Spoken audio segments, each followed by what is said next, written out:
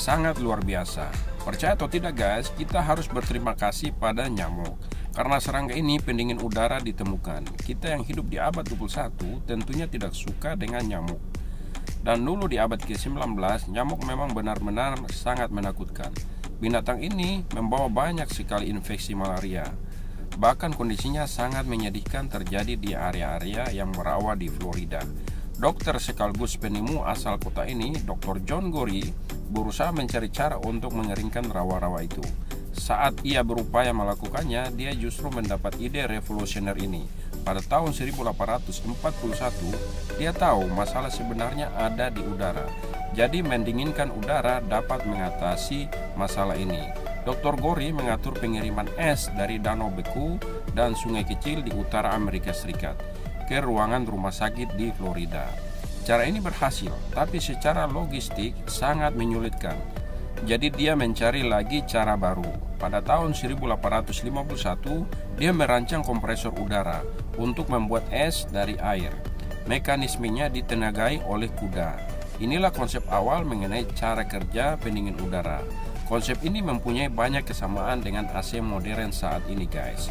Ya, setidaknya ide dasarnya sama.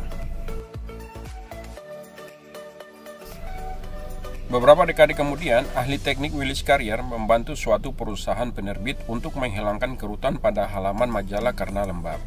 Dia merancang pendingin udara elektrik pertama menggunakan koil pendingin dan filter udara. Awalnya dia menggunakan air dingin sebagai pendingin lalu memasang kompresor amonia dalam mesinnya.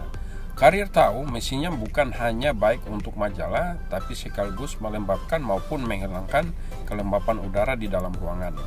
Dan dia mematenkan penemuannya dan mulai mendirikan perusahaannya sendiri, Carrier Engineering Corporation, pada tahun 1915.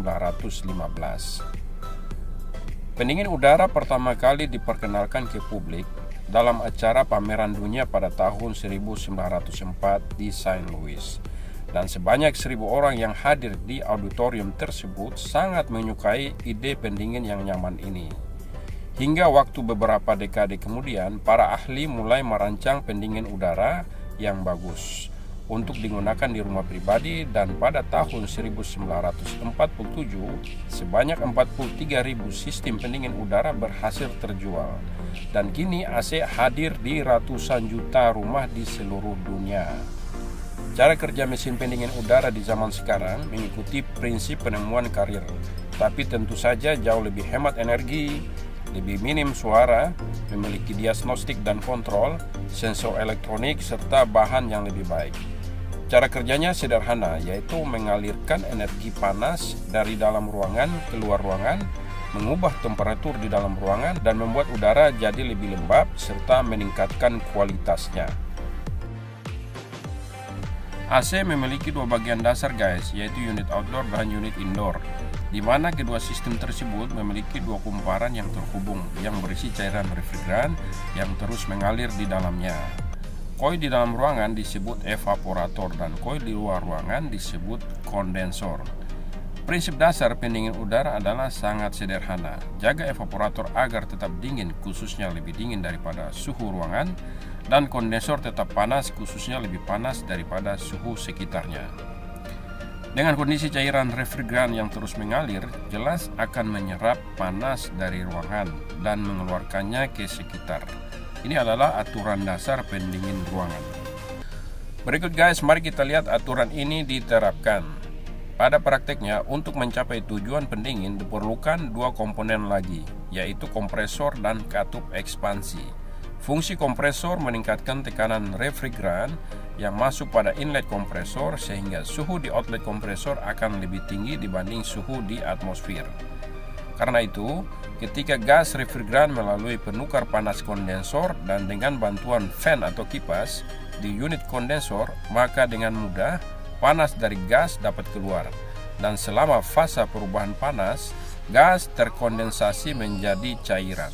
Katup ekspansi dipasang di outlet kondensor. Tugas katup ekspansi adalah untuk membatasi aliran refrigeran atau mengurangi tekanan fluida sehingga suhunya turun.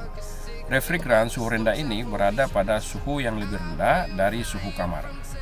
Jadi dengan melewatkan udara di atas kumparan evaporator, suhu ruangan akan turun. Refrigeran dikonversi menjadi uap selama proses penyerapan panas ini. Mungkin kita pernah dengar istilah ton yang terkait dengan pendingin udara. Ton mewakili berapa banyak panas yang bisa diserap oleh evaporator dari ruangan. Sederhananya, ton mencerminkan kemampuan transfer panas suatu AC. Maka dengan cara ini aturan dasar AC telah tercapai. Suhunya lebih rendah dari suhu kamar di koil evaporator dalam ruangan dan suhunya lebih tinggi dari atmosfer di koil kondensor di luar ruangan.